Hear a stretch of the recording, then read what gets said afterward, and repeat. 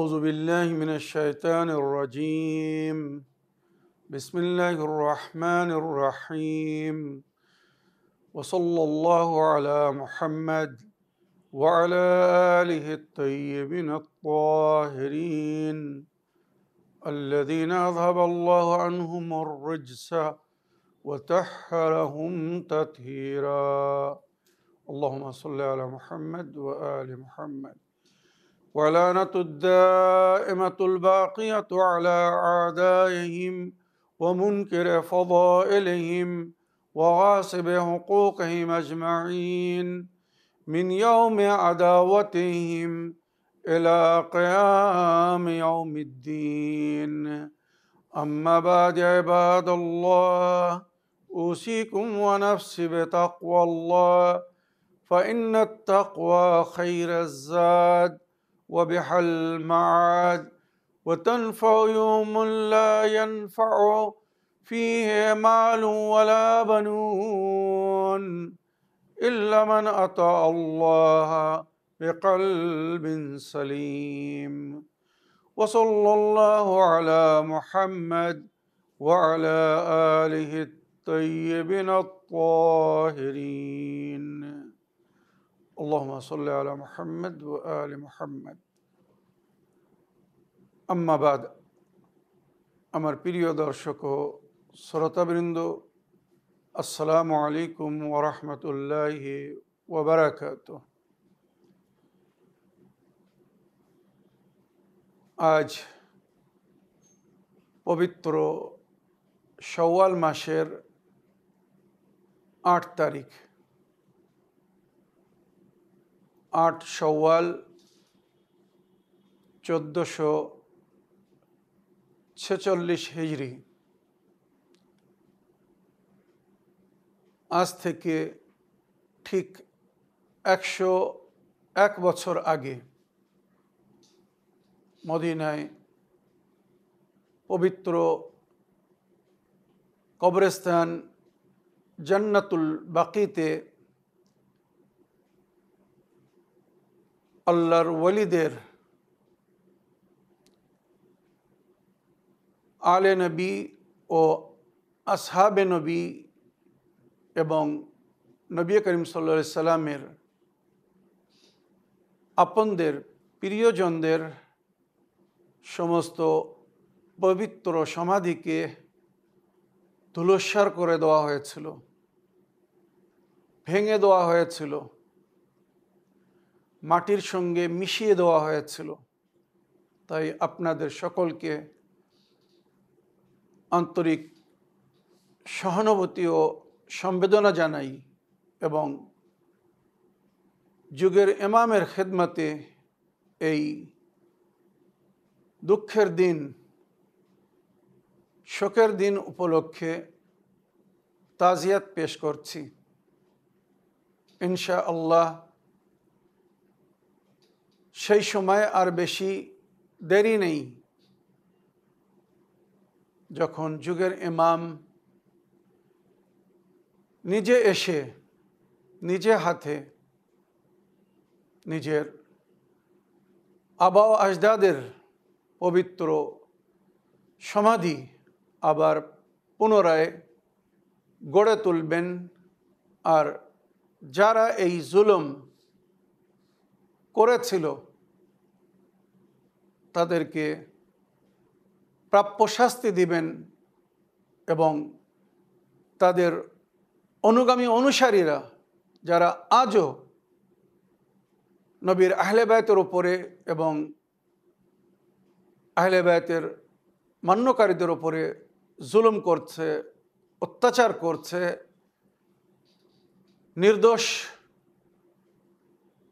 মুমিনিন বা মুমিনাতদেরকে হত্যা করছে, এদের রক্তের এক এক ফোঁটার প্রতিশোধ নেওয়া হবে। মজলুমের রক্ত কখনো বিফল যায় না। আমার প্রিয় দর্শক ও শ্রোতাবৃন্দ, আজ ৮ শাওয়াল, যেদিন মদিনার বিখ্যাত কবরস্থান জান্নাতুল বাকিতে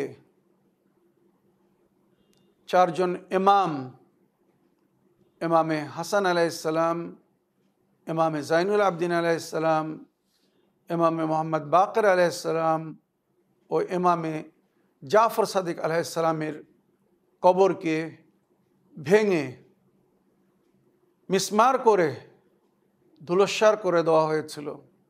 ওইরূপ নবী করিম সাল্লাল্লাহু আলাইহি ওয়াসাল্লামের চাচা বিখ্যাত রাবি জনাবে ইবনে আব্বাসের কবর, জনাবে আব্বাস ও ইবনে আব্বাসের কবর, ওইরূপ জনাবে ফাতেমা বিনতে আসাদের কবর, মাওলা আলী আলাইহিস সালামের মা জননীর কবর, ওইরূপ আরও অন্য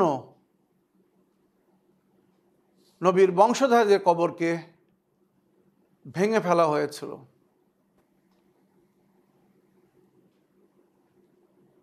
কি বলে জানেন? যে ইসলামে উঁচু কবর বানানো বা কবরের ওপরে কোনো ঘর বানানো, ছাদ বানানো বা ছায়া করা জায়েজ না। মনে রাখবেন, উম্মাতে মুসলিমা বড় একটি ভুলের মধ্যে পড়ে আছে বা তাদেরকে অন্ধকারের মধ্যে রাখা হয়েছে, যেখানে কোরআন বলছে ওমান ইউআজ্জিম শাআইর আল্লাহ ফাইন্নাহা মিন তাকওয়াল কুলুব, যে আল্লাহর নিশানির সম্মান করে এটা তার অন্তরের পবিত্রতার পরিচয়। সে আল্লাহ ভীতু, তার অন্তর বা তার অন্তরে আল্লাহর ভয় আছে, তাই সে আল্লাহর নিশানির সম্মান করে। যাদের অন্তরে ভয় নেই তারা আল্লাহর নিশানির সম্মান করে না। আল্লাহর ওলিদের কবর বা পবিত্র সমাধি, কবরের নিশানিকে আল্লাহ স্বয়ং বাকি রেখেছেন। হযরত আদমের কবরের নিশানি রেখেছেন, জনাব নূহ নবীর কবরের নিশানি রেখেছেন, শীস নবীর কবরের নিশানি রেখেছেন, জনাবে ইব্রাহিম নবী, জনাবে হুদ নবী, জনাবে সালেহ নবী, জনাবে দাউদ ও সুলাইমান নবী, জনাবে জাকারিয়া নবী,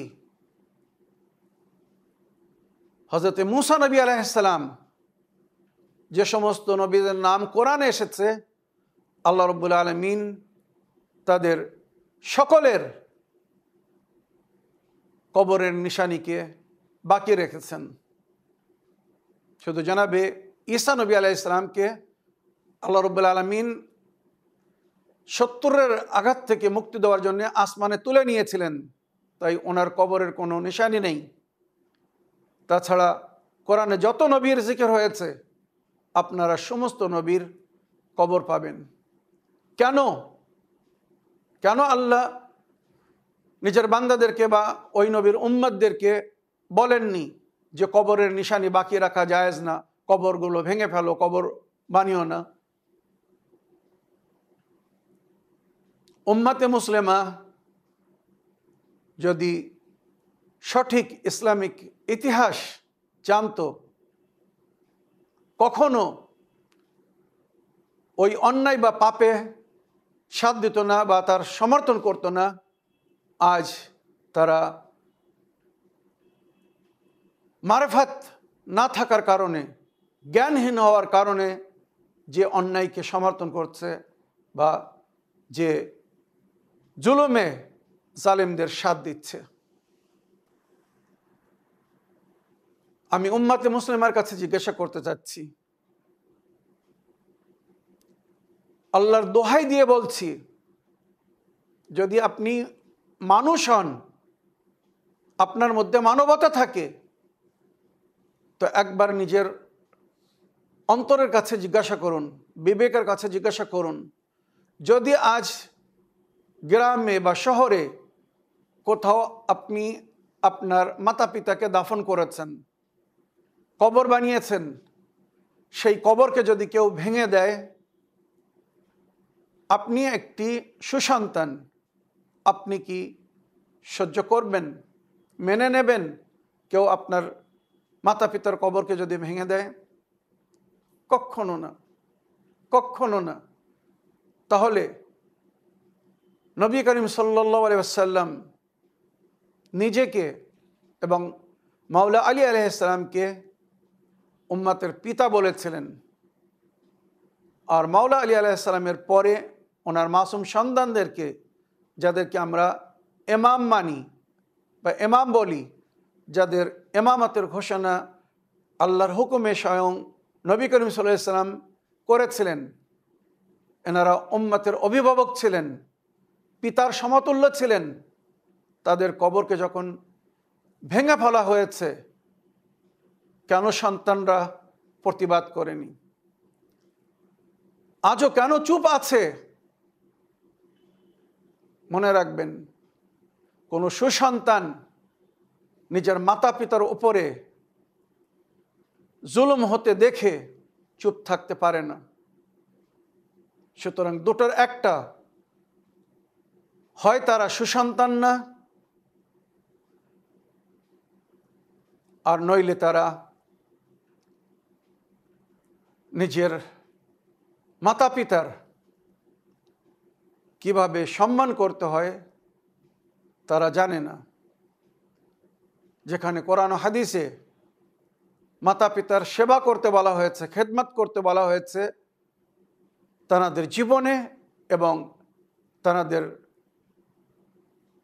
মৃত্যুর পরেও তাদের খেদমত করতে বলা হয়েছে, তাদের সম্মানের রক্ষা করে, তাদের হেদায়েতের উপরে আমাল করে, বা ওই সমস্ত কাজ করে যে কাজগুলো করলে মাতা পিতা খুশি হতেন বা শান্তি পেতেন। আপনারা গুগল সার্চে গিয়ে দেখতে পারেন, আলে সৌদের পূর্বপুরুষদের হিস্ট্রি দেখুন, এরা কোথা থেকে এসেছিল, কিভাবে এসেছিল। সেই সময় হেজাজ বলা হতো, আর মক্কা বা মদিনা দুটো শহর ছিল, কিন্তু ওই পুরো এলাকাকে হেজাজ বলা হতো। এরা জেরুজালেম থেকে ওখানে আসে। আলে সৌদ এরা যখন ক্ষমতায় আসলো, জোরপূর্বক যখন পুরো এলাকার উপরে কবজা করে নিল, সেই সময় মোহাম্মদ বিন আব্দুল ওয়াহাব আর আলে সৌদ এদের মাঝখানে একটি চুক্তি হয় আজ থেকে 150 বছর আগে, যে আমরা আর্থিক হিসাবে রাজিত্ব করব, আর ধর্ম আপনি প্রচার করবেন, আপনি চালাবেন। মানে মোহাম্মদ বিন আব্দুল ওয়াহাব ধর্ম চালাবে, আর ইবনে সৌদ এরা রাজিত্ব করবে। এইভাবে চুক্তি হয়েছে, আর ওই চুক্তি এবং ষড়যন্ত্রের মাধ্যমে তারা নবীর দিনকে পরিপূর্ণভাবে মুছে এবং নবী করিম সাল্লাল্লাহু আলাইহি ওয়াসাল্লামের সমস্ত স্মৃতিকে তারা শেষ করে ইহুদিদের স্মৃতিকে বা ইহুদিদের ধার্মিক সমস্ত ঐতিহ্যকে বা তাদের প্রাচীন নিশানিকে বাকি রাখবে বা মানুষের সামনে রাখবে। আর যদি বাস্তবে দেখতে চান, সৌদি আরবে যান। খায়বারের যুদ্ধে যেখানে মাওলা আলী আলাইহিস সালাম খায়বারের দরজা তুলে ফেলে দিয়েছিলেন, তারপরে তারা ইসলাম গ্রহণ করে নিয়েছিল। আজ ইহুদিদের সেই সময়ের সমস্ত নিশানিকে বাকি রাখা হয়েছে। আর রসুল ও আলে রসুলের সমস্ত নিশানিকে তারা মুছে ফেলেছে। এই যে হকিকত বললাম, যদি বিশ্বাস না হয় সৌদি আরবে যান, বা যদি আপনাদের কেউ সৌদি আরবে থাকে, তো আমি যে এলাকার নাম বলছি ওই এলাকায় গিয়ে তদন্ত করতে বলুন। আজ পুরো বিশ্বের খ্রিস্টানেরা, ইংরেজরা ওই খায়বারের ময়দানে, যেখানে তাদের কেলা ছিল, ফোর্ট ছিল, সেখানে বেড়াতে যায়, দেখতে যায়। তাদেরকে দেখানো হয়, দেখো এখানে কিভাবে ইহুদিরা বসবাস করত, তাদের সমস্ত নিশানিকে বাকি রাখা হয়েছে। আর যে নবীর তারা কলেমা পড়ছে, সেই নবীর ঘর, সেই নবীর আহলে বায়তের ঘর, সেই নবীর আহলে বায়তের মাদ্রাসা, সেই নবীর আহলে বায়তের মসজিদ, সব কিছু তারা ভেঙে দিয়েছে। আল্লাহর ঘরকেও তারা রাখেনি। খান্দাকের যুদ্ধ যেখানে হয়েছিল, জঙ্গে আহজাব যাকে বলা হয়, সূরা আহজাব কোরআনের মধ্যে, ওই আহজাবের ময়দানে মাওলা আলীর নামে মসজিদ ছিল, জনাবে জাহরার নামে মসজিদ ছিল, হাসান হোসেন আলাইহিস সালামের নামে মসজিদ ছিল, বিভিন্ন সাহাবাদের নামে, জনাবে সালমানে ফারসি বা অন্য আবু যার গেফারি বা অন্য সাহাবাদের নামে মসজিদ ছিল। সুতরাং যারা আহলে বায়তের সঙ্গে সম্পর্কিত ছিল বা আহলে বায়তের নামে যে সমস্ত মসজিদ ছিল, দেখুন সেগুলো ভেঙে ফেলা হয়েছে। আল্লাহর ঘরকেও তারা ছাড়েনি, শুধু আহলে বায়তের শত্রুতায়।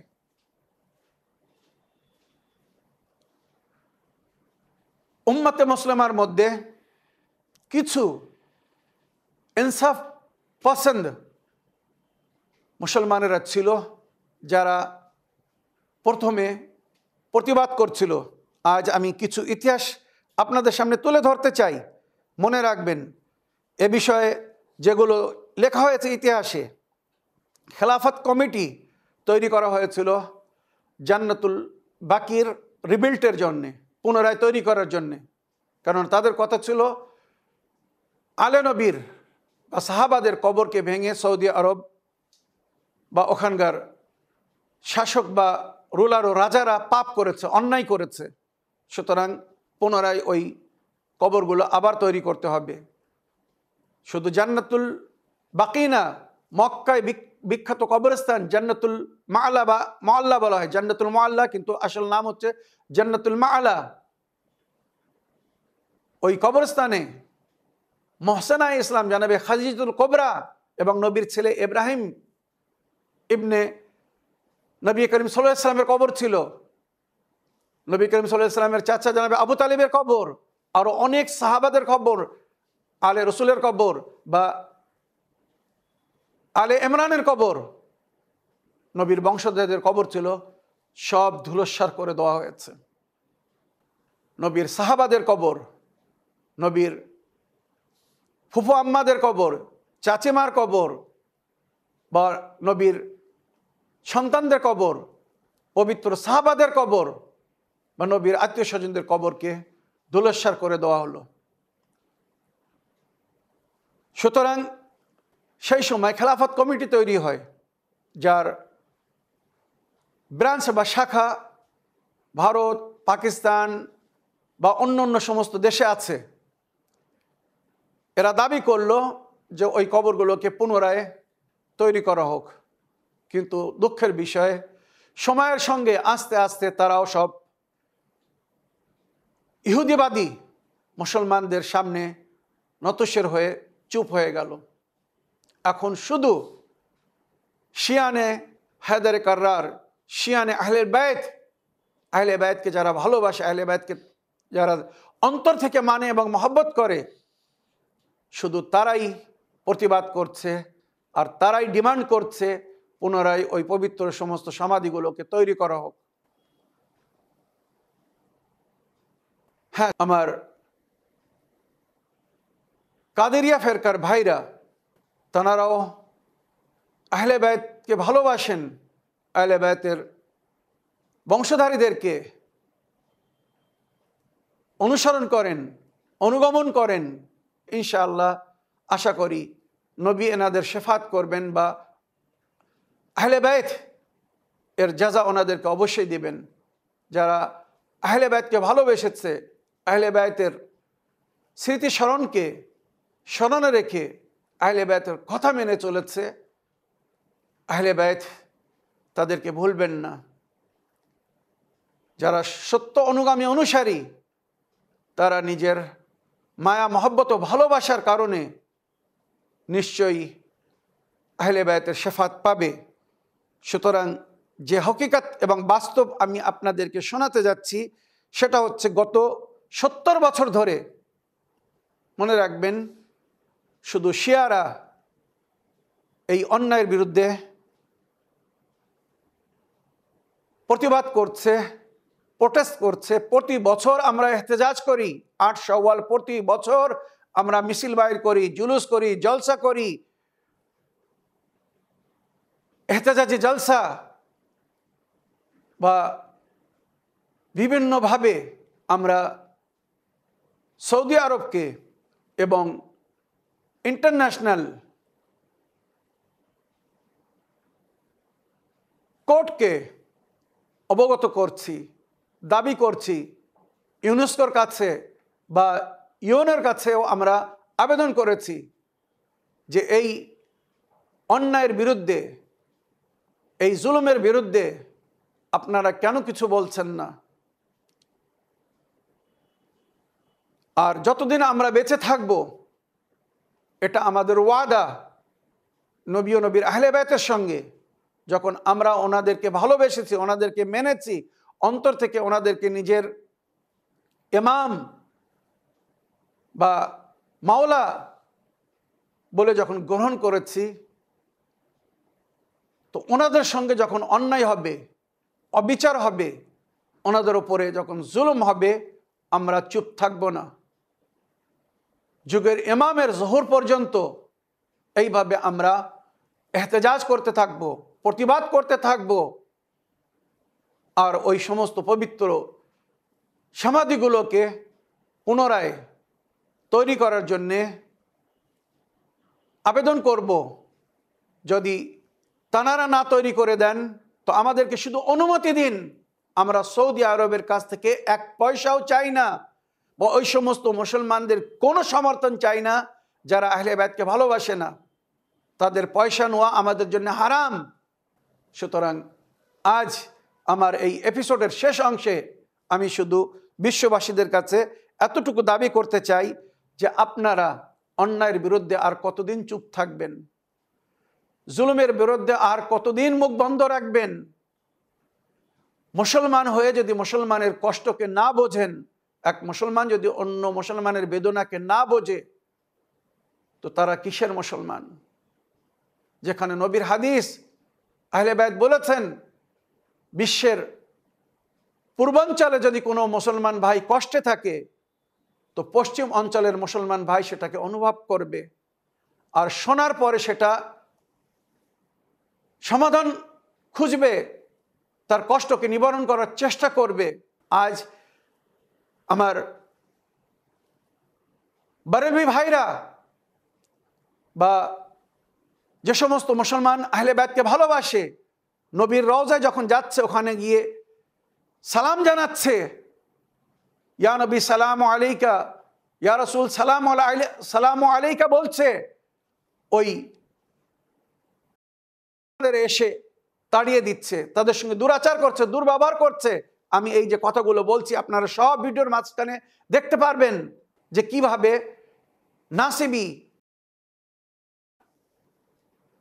নবীর সঠিক উম্মতের উপরে, সত্য মুসলমানদের উপরে জুলুম করছে, অন্যায় করছে, তাদের সঙ্গে অবিচার করছে। নামাজের মধ্যে আমরা যে নবীর উপরে সালাম না করলে আমাদের নামাজ হবে না, যে আহলে বাইতের উপরে দরুদ না পাঠ করলে নামাজ হবে না, সেই নবীর উপরে যখন সালাম পড়া হচ্ছে, সেই আহলে বাইতের উপরে যখন সালাম পড়া হচ্ছে, তো তাদেরকে গ্রেফতার করে শাস্তি দেওয়া হচ্ছে। আপনারা নিজে চোখে দেখতে পারেন, গিয়ে দেখুন মদিনায় জান্নাতুল বাকিতে যখন আমরা জিয়ারত করতে যাই, সেখানে যখন সালাম করি, তো এসে তাড়িয়ে দেওয়া হয়, ধাক্কা দেওয়া হয়, অনেক অনেক সময় গ্রেফতার করে ধরে নিয়ে মারধর করে। কারা এরা? যারা নবীর ওপরে সালাম করতে মানা করছে? কারা এরা যারা আহলে বাইতের ওপরে সালাম করতে মানা করছে? যেখানে নবী করিম সাল্লাল্লাহু আলাইহি সাল্লাম আহলে বাইতের দরজার উপরে দাঁড়িয়ে আসসালামু আলাইকা ইয়া আহলে বাইতিন নবুওয়া, ইয়া আসসালামু আলাইকুম ইয়া আহলে বাইতিন নবুওয়া বলে সালাম করতেন।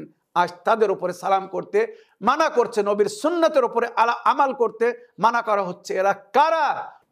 নবীর কবরের জিয়ারত যদি হারাম হতো তো নবী তাহলে কেন বলেছিলেন মানজারানি ওয়াজাবাত লাহু শাফাআতি ও মানজারানি বাদা ওয়াফাতি কান্নু জারানি ফি হায়াতি? আমার ওয়াফাতের পরে যে আমার কবরের জিয়ারত করবে, যে আমার জিয়ারত করবে, তার মানে সে তমন যেমন আমার জীবিত থাকাকালীন আমার জিয়ারত করেছে।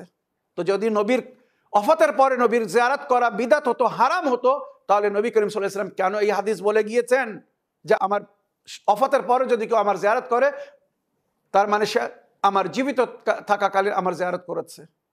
তো মনে রাখবেন, নবী ও নবীর আহলে বাইতের যে আমরা জিয়ারত করি, কোরআন সাধারণ শহীদদের সম্পর্কে বলছে